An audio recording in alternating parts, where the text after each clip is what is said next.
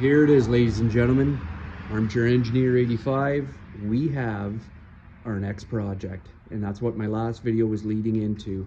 This right here is a sled I've wanted for quite a while, and I've been looking at for well over a year. It's a 2015, maybe hard to tell right now, but it's a 2015 Skidoo XRS Renegade 800. And this sled to me is pretty special, and I feel that it's important in the Skidoo lineup. To me, if they had a history of Skidoo, or especially the Rev generation, this would be a high watermark sled that came out. And the reason for that is it was the first year where they took the Renegade with the 137-inch track and they mated it with the XRS package. Before, the XRS package was only available on the MXZ lineup that obviously has a shorter track, and then somebody got the good idea to merge the two together. So this, like I mentioned before, was my last project that I did about 2 years ago. And when I bought this one, it looked exactly like this. Somebody had tore it down to the engine and then figured out pretty quick, you know, that they didn't have the time, or maybe they were in over their head, probably time wise and money, and then they just gave up on it and just said, you know what, I'm just going to cut my losses.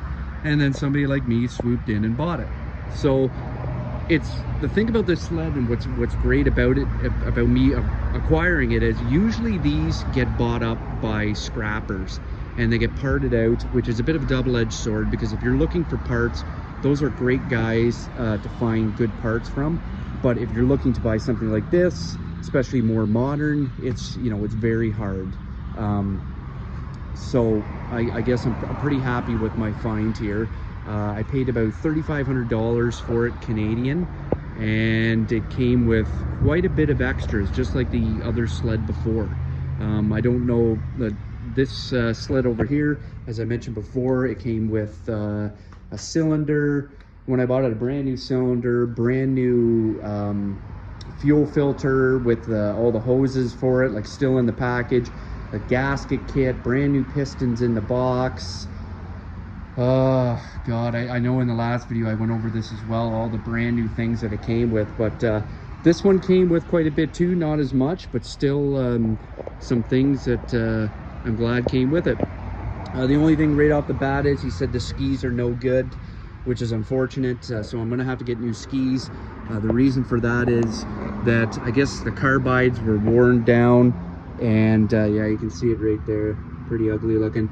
The carbides were worn down to nothing, and a friend of his borrowed it and he just ran it on skis and destroyed the skis. So I will have to get new skis for it. There's no handlebar covers, which isn't a big deal. Those are pretty cheap. But look at these shocks. Oh my God, that's nice. These shocks alone, these are crazy.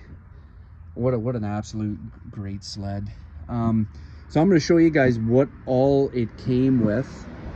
Obviously, like I said, this has the 800 motor. I'm going to have to, he blew up the engine in Quebec, not last winter, but the winter before, and he sat on the sled and kind of, like I said, he took it all apart, and I guess he just ran out of time. This flap here's a little chewed up. So what I have to do is, and I'll admit it looks a little intimidating when it's all tore apart, because I went through this before, and you just have to pick away. And like my first sled over there that I bought, when I first bought this sled, or that sled over there, I remember being like, oh my God, do I want to get into this? Do I want to have to figure out what this person did? They tore it all apart, because it is obviously nice that when you take it apart yourself, you can, you know, take photos and step by step on how it came apart. But one advantage to this that I found out when I did my first sled was that it actually saves a lot of time buying a sled like this, as long as you have all the parts, because this guy has already this is hours worth of work tearing it down to this point, and the engine obviously is removed and it is right there. Like, I can start rebuilding the engine right away. So it does save you time. I know some people are going to say, yeah, but how much time do you save when now you gotta bit by bit figure out where everything went. Well, with YouTube and the internet now, you can look at pictures and it's actually pretty decent. And I found that the last Skidoo, and I'll bet this one's the same, everything just flowed. Like once you put the engine in, you could see, oh, okay, well this is where it bolts and this is where this hooked up. Like the wiring harness actually wasn't that bad. There's only a couple times where I ran into a bit of a snag where I didn't, you know, fully understand, like, okay, where is this and what's this going? But the good thing is it's July right now. I have time, and that's why I really wanted to purchase it at this time of the year, because the trails don't really open till January here. So that gives me, what do I got, 6 months to get this thing going. And if I'm diligent with it and I pick away at it, I can get it done. Just trying to think anything else I want to explain. I guess the track's not bad. It's got a few pull-throughs he did mention, not a big deal. Track is still in good shape, so I'm not too worried about that. It's never been in an accident. Anybody that knows this sled, he hit a little Easter egg there, the McDo. That's the official, well, the unofficial name for this sled, obviously given its colors. And that was another reason that, you know, this sled, like I said, when they brought it out, it was a big deal, and they gave it a hell of a livery with the colors. And I mean, I think they just did an absolute bang-up job. I know at first some people didn't know what to think of it, but then as people started seeing these out on the trails and in the dealerships, they realized, hey, you know what? The color's actually a lot better in person. So the first order of today, and the first order, in my opinion, of any project like this is you have to clean this. I had a Yamaha bench years ago, and I tore it all apart, and I learned pretty quick. I did not wash it because it never dawned. And it didn't dawn on me that I should, but I learned pretty quick. I thought, man, this would be so much better if everything was clean. You wouldn't be worried about contamination. Your hands wouldn't be getting as dirty. So that's what I'm gonna do. And I hand clean it. I get degreaser and I get in there and I give elbow grease and I spend hours cleaning it. To me, that's one of the most important things that you can start off doing. So that's where we're gonna go from here. So if you like snowmobiles, if you like projects like this, if you like this sled, let me know. Like, comment, and subscribe. Oh, and I just want to point out another thing that is going to make this a lot easier to reassemble.